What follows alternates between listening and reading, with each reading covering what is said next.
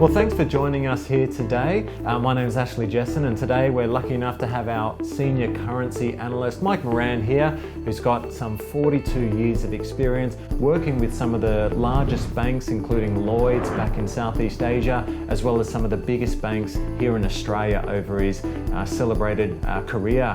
So what we're going to talk about today is some of the biggest market moves like September 11. We had the Plaza Accord that Mike's been involved in, the Asian currency crisis, Swiss National Bank, GFC, to name a few. But how do retail traders, or any traders, whether you're on a bank desk or whether you're a local trader trading your own retail account, how do you prepare for a big market event if you know it's coming? Something like September 11, we heard the news the night before, so preparing for the Aussie session that day. And there's a number of other events that happened that are just out of the blue and move the market swiftly. So today we're going to take a look at how do we prepare for events, what happens when an event happens, and what you've got to do and focus on for that session. So thanks for joining us today, Mike. It's great to have you in the office. Pleasure. You're usually writing analysis for us on a regular basis, but great to have you in the office here. So take us back to the day when September 11 happened. You obviously were, it happened at about 9:30, 10 o'clock Sydney time here in Australia, first thing in the morning over in New York. But take us through what happened, how you first heard about it that evening, and then leading up to the next day. Okay, so it was flashing all over in the news that evening, just as I was about to get to bed, because doing the early shift, you want to try and get some sleep, prior to getting in the bank. And we're normally in the office about 4 o'clock in the morning. Officially, the Sydney market opens at 5, so it's the first market in Asia to open. The first real market. The first, with our New Zealand, friends across the pond. Yes, that's right. That's right. So the night before, the news was all over TV, and this was one of those events, which was obviously a big risk event, and etched in the memory banks forever. Yes, from the experience in the past. You had the 1985 Plaza Accord and 1997 Asian currency crisis. Yes. And then the 2008 GFC. Yes. Among the other things. So it was one of those events where you knew the next day, as soon as you stepped into the trading room, it was going to be go from the start. Yes. My colleague had actually gotten a call from our New York, because what happens at the end of the day is New York passes the orders. The bank has a currency order book, which is quite hefty. There are positions from different traders, from the bank itself, and from different clients of the bank that are passed on the order book. So. That's what on the night before I was already preparing for the next day, saying that this is going to be a big event, risk event. Makes sense. And so you knew something big was going to happen. Obviously, these type of things do happen from time to time, not too frequently, thank goodness. Yes. But how does your day sort of change? How do you prepare for that going into something that you know is going to be massive? This is an unprecedented event, and obviously you've got your normal routines on the bank when you get into the office, but how do you prepare knowing that, you've already slept on it, you know that it's hitting all the news wires, everything's flashing red the next day as you're hearing the news headlines and that? What changes from your point of view as a trader going into that session? Well, I pray more before the market starts, and to ensure that you have an idea of where the orders are, the big risk orders. Yeah. That's why my colleague had a word with New York already. Yes. He had called them and tried to find out what are the big currencies at risk, what levels, which he relayed to me, so that as soon as you get in, the next morning you're ready. What I do is I actually list them down on a piece of paper, so that I already have them in mind and it's clear in front of me. So you sort of know where the current positions are. Are you taking into account some of the recent trends? knowing that some markets might have been trending at the time leading up to it, so it could move in that same direction? Or is it just the current close New York and then thinking about where it opens? I guess it would be the current close. But in that case, in a risk event, normally on normal times, the dollar would be higher and the currencies would be weaker. Yes. So you're probably looking towards that. Yeah. Probably that, sort of that kind of angle. Yeah. And why are traders positioned that way? Why is the dollar strength when an event like this magnitude happens, there's always like a flight to safety? Why is the US dollar that favorite? Good question. And a lot of people have been asking that more recently. Okay, yes. But I guess it's always been that way. It's probably biggest economy in the world. They have a very independent central bank, and they've got a lot of reserves. Yes. I guess it would be that way. And then now with a lot of emerging markets, including China, they're beginning to question the role of the US dollar, which up until this time really hasn't moved that much, in terms of reserve currencies in the US dollar. Yeah, true. So you get in, you're in the office, so your colleague is talking back with New York, relaying the information to you. How's when you're on the desk and that, looking after the different currencies, are you looking after all the currencies together, or do you have a selection of ones that you look after for the bank? Or how did it work that first thing in the morning? Like, what was the game plan after your colleague got off the phone to New York? Okay, so we both sat down and he made the decision that we're going to divide all the currencies by two. Okay. Yep. Normally, which is normally the case anyway. Yes. But he had this in this case he had to be a bit more specific. Yeah. Okay. So he took for example the euro and the sterling. Yes. And I think the Swiss franc, whereas I took the dollar against the yen. Okay. And any other related, probably more to Asia currencies, where he also took more to the Europe, including the Aussie. Yes. Yeah. The Aussie. Okay. And so the volatility, expecting a volatile session, and it is quite true that traders on the day, if some big event happens, they know that volatility is going to be huge. So in terms of taking on more risk or less risk, how did it look from that point of view? Or just even backtracking a little bit, are you, when that handover from New York, are you looking to close off existing positions the New York team had open, or are you speculating as well? Are you taking speculative positions on that day as well? Or how does the day work in terms of that, taking into account the volatility and either closing off existing positions or maybe opening new positions? How is that working with you and your colleague there? The main risk, our main job was to just cover all the positions. Gotcha. Okay. Regardless of whether it was at a profit or a loss, without question, because things were moving so fast. You had to cover. The big question was liquidity. Are you going to get the liquidity in case the currency trades at the level where an order lies, whether it's a stop loss or a take profit? Yeah. For example, in the euro, if it was at 100 and there was a stop loss sell at 100, and it was at the first price that you see is like 99.80. Yeah. Are you gonna wait and hopefully it bounces back to 100, or just sell it right away because the risk might be down to 99.30 or even 98.80? Yes.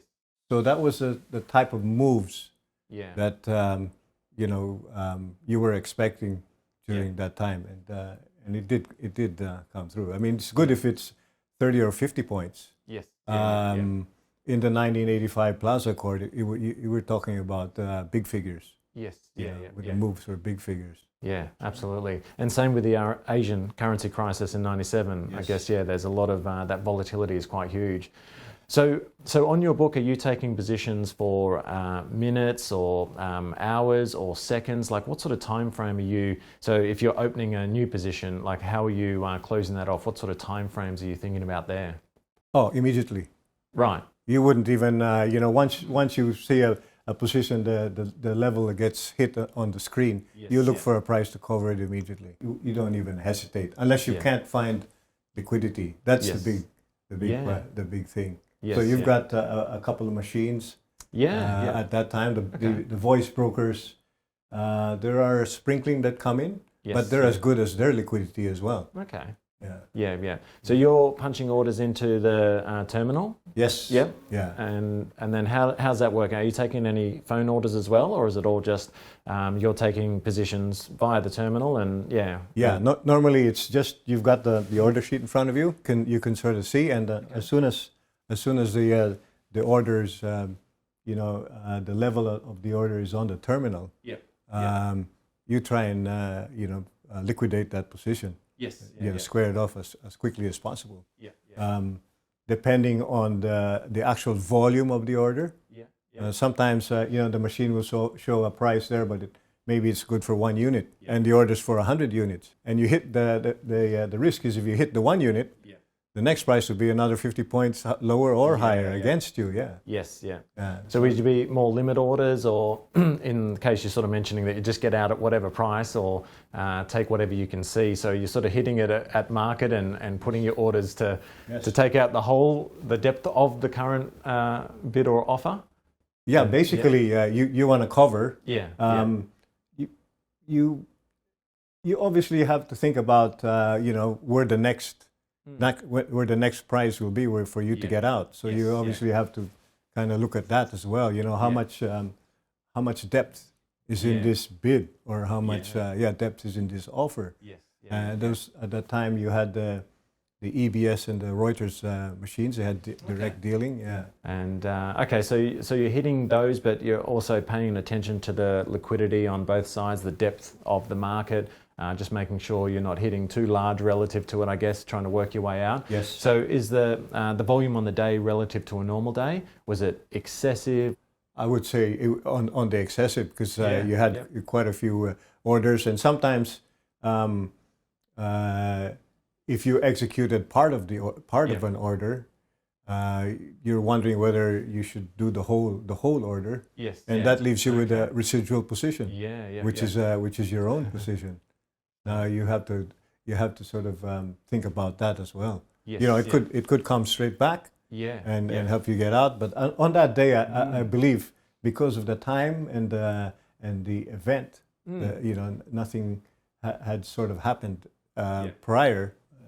It was just a specific event that never happened before. That's right. So you just had to. We just said just cover. Yes. Yeah. So, and what sort of experience, because I often think there's a lot of newbie traders, there's a lot of new traders entering the market, and clearly there's a lot of people that don't have the ability to trade on a bank floor or something like that, and trade bank funds and be in a position like, as you said, the Plaza Accord, the Asian currency crisis. So leading up to it, you'd already been trading since 1980 or so. So you had a depth of experience there. Right. But a lot of new traders are entering the market. So how would, obviously you were able to leverage the previous big market moves. That's right. It's a brand new event. You've never seen this particular one. Right. You've seen similar ones. So what lessons did you draw upon from that history of your trading experience? And then thinking about in terms of, I know it's hard to put yourself in the shoes of a brand new trader, but your experience that you've taken to trade that day versus a newbie trader going into something like this from never seen anything like that happen before. I think for me anyway, the first thing would be to again assess the risk. And always leave a stop loss, don't say, oh, it hit there, and it might come back. Always leave a stop loss and execute it. Don't fall in love with any of your positions, because they could inevitably go wrong together with someone. Although I know there's a lot of traders now, but maybe they might be on the line with someone. Keep your communications open. Yes. Well, so it's a big difference, I guess, in terms of being with your colleague. You had the floor that you trade on, so you've got someone there to yell and shout and speak to each other. And nowadays you've got a lot of social media, so a lot of people leverage the social media, Twitter and that type of thing to be able to get those updates. But so for yourself, you've got your New York team plus your colleague on the desk, And then you've got the other team coming in a little bit later, right? The morning crew, so to speak. You're Yes. the very early Aussie Yes. crew. Then you've got your crew coming in later. So how important is it having that team around you? Oh, it's very important. Yeah.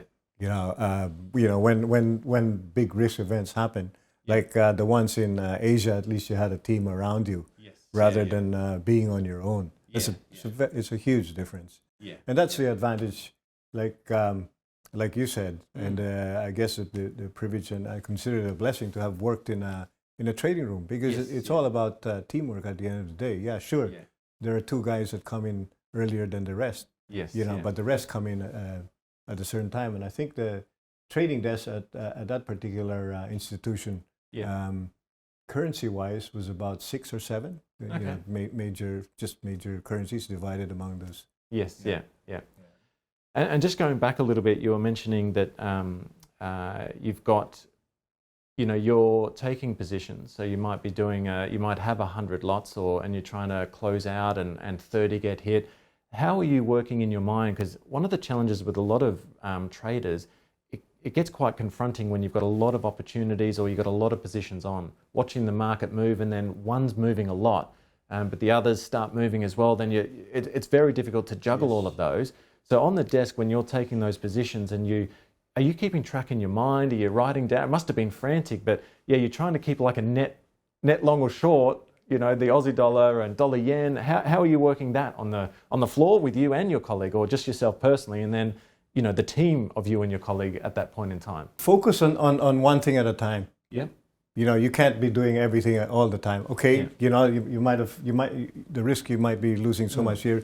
Focus on one currency. Yes. Get that out of the way. Cover it. Yes. You don't have to worry about it. Okay. Yeah. And then move on to the next one. Yeah. And don't procrastinate or think too long, because there's just no time for it. Especially on an occasion like that, you have no time. Yeah.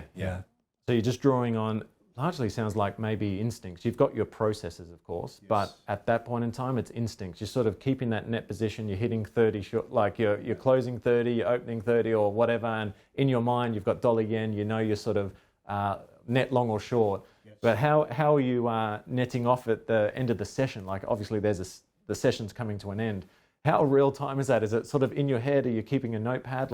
Oh no, yeah. You've got to keep as well. At the end of it, you've got to have a record of everything that you do. Yep. And in those days, you had to fill in deal tickets as well. Yes. Yeah. So you're just crossing them out, and you would still have to fill in a deal ticket. Yeah. Which the back office then processed. Yes. So there was a lot of stuff that you had to do. Yes. But for that point in time, and I would say that would probably be between 2 and 3 hours on that particular morning. Yes. And even with your experience, because we do a lot of new traders, it's like a kid at a lolly store. There's so much opportunity. You start looking at stocks, and there's so many currency pairs. Now there's cryptocurrencies as well. Like it can be quite overwhelming. And even with all your experience, both you and your colleague are really narrowing in just to a couple, so you can focus on those, right?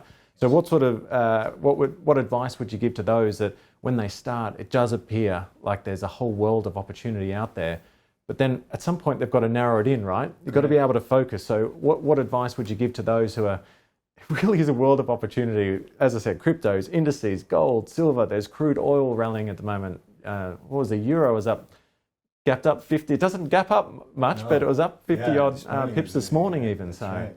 That's right.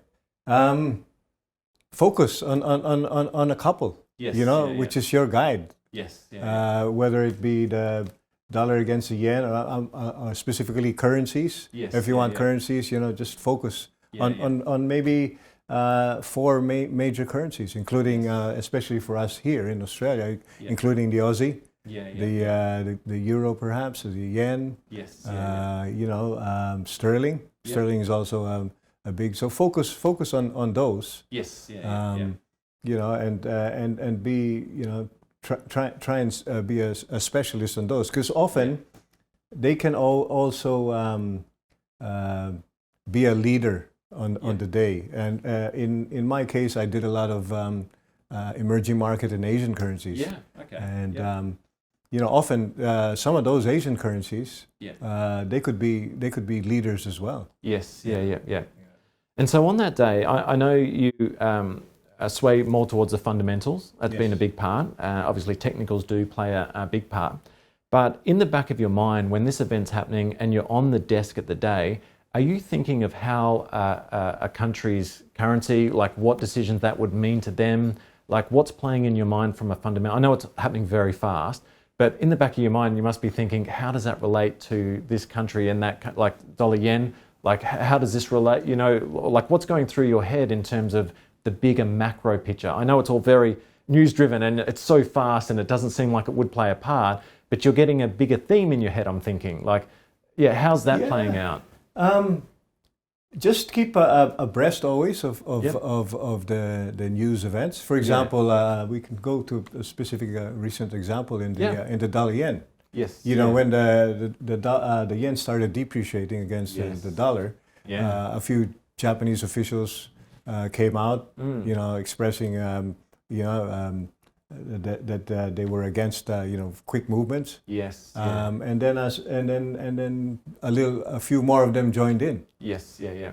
And sure enough, the dollar came down and the yen appreciated. So keep an eye on things like that. Just rallied like 450 pips, dollar yen. Yeah, and then just come back slowly, and also today in the world of what's have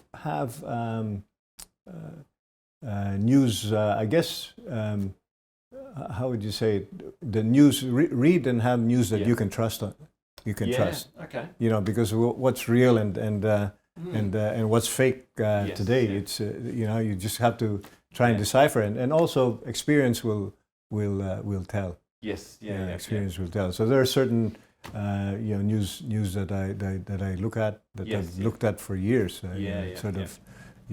Some of them now you've really got to have a subscription into them, which might be worthwhile. For example, Reuters has always been around. They've got a lot, particularly on currencies.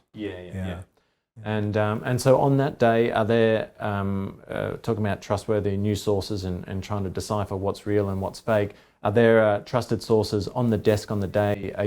Have you got a screen open that's got sort of streaming news coming through, or what was that news flow to you and your colleague on the day? Okay, so I'm trying to go back to that time, but most trading rooms now, I think, and even around the GFC, most trading rooms have live TVs going all around with all the news. The U.S. News, CNBC, and these are constantly. I think and even in the early 2000s. They started having the TV screens with all the news, and this is readily seen by all the traders. True. So I guess you've got to have that trusted source, knowing what's coming through and being able to. But then on the day, that volatility, you've just got to react, and you've got to draw on that instinctual, that experience that you've had, which is leading to the instincts that you're making on the day. So at the end of the day, like you have recounted how big an influence this had on you. But what's I guess on the day, like what are the biggest lessons that you've taken since then? And obviously sprinkling in a bit of GFC and Swiss National Bank, a few of these other big moves since then. But how does that all sort of culminate into some maybe some useful tips for those out there who are trading their current accounts, whether they're a decade experience or if they've just been trading the last 10 days? Like, what are some nuggets of wisdom from Mike? I guess the first one really would still be to leave a stop loss. Yes. And choose a service that that you can rely on, that's trustworthy. And communicate as well with other traders. Having a team. Have a team. And then I guess we didn't talk too much about it, but price action. Okay. Like I look a lot at price action. Yes. Like for example, the euro.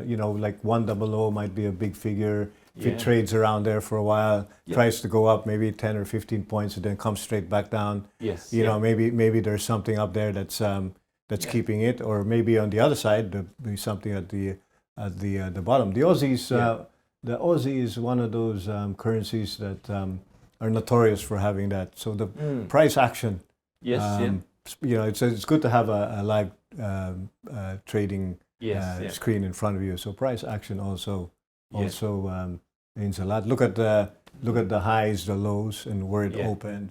Yeah. And just look at those. Yeah. And I guess you're. I'm almost thinking that you're reading the ticker basically. Like all the numbers are coming through. You've got your charting software, but maybe even just focusing on the price action of the actual ticker. That's like as the print's coming through, you might see it sort of settling at one area, and so you're sort of gaining. Like, okay, well, we need to. Or gauging, sorry, whether I should be long or short at that point in time. Is that sort of how it was happening on the morning? Yeah. That was happening. You obviously, I guess it would be more relevant to today, but during that time, really, it was cover. Yes. Yeah. Don't even think about it. Be defensive and cover. And live to fight another day. Yes, live to fight another day. You know, just make sure that you cover all the customers, particularly the bank. Institutions have customers. You've got risk on your book. Just be defensive and cover it. Yes. Yeah. Nice one. Okay. Well, it sounds like it was an action-packed day, and many others since then, of course. Maybe just briefly, like on the GFC side, I recall the Aussie dollar and some of those currencies were moving 7 big figures overnight. It was pretty crazy. Were you trading actively then? And yes, I was at one of the major banks in Singapore. Yes, trading the Aussie and the Kiwi. But on that particular time, I was on leave. Oh, right. But I had to watch the desk and manage it. Like you were on leave, but you weren't on leave. Because it was happening at that time. And like some of the Asian currencies, I think the Thai baht, when the Thai central bank had to come in, so those ones were really hit hard. And it didn't happen it happened over a period of a few days. Yes. Maybe about a week. Just thinking about it. It did. It played out. Played out. I was having a look the other day and capturing a few charts of it. But 7 cents. I think 7 big figures was like the biggest one day. Yes. But I think 600 and 700 might have happened twice, and there were a couple of 300 to 500 move days within that sort of 2-week period. It was a lot of uncertainty, and I guess that strength to the US dollar. The Aussie dollar was getting hammered down, and gold, silver, and those were also getting hammered down as well. So there's never a dull moment in the markets. No, Well, I think thank you very much for joining us today. It was a really good perspective to see what was happening, and I guess the way I think of it, I've never been on a bank dealing desk, so it's good to be able to transfer that message and the feeling and the what was happening on the day of someone who was actually there trading large funds rather than just their own retail trading account or something like that, and to have that depth of experience over 42 years in the market. So I know a lot of it's maybe instinctual now, and you've got that background, but certainly some great lessons for those traders. So hopefully everyone out there, you take some lessons home in terms of making sure you've got those figures that you know about the currency pairs, narrow it down so you can focus in on those currency pairs. Make sure you use stops, because you never know when an event is going to happen, like what we saw in whether it's September 11, the GFC, or the Swiss National Bank unpegging their currency. And make sure you know where those levels are for you and live to fight another day. Some days you've just got to cover and get out of the market and protect the downside. So thanks again, Mike. I really appreciate it. And look forward to maybe talking about some other events as they unfold in real time. Sure. Thanks, Ashley. It's a pleasure and a privilege to be here. Definitely. Thank you.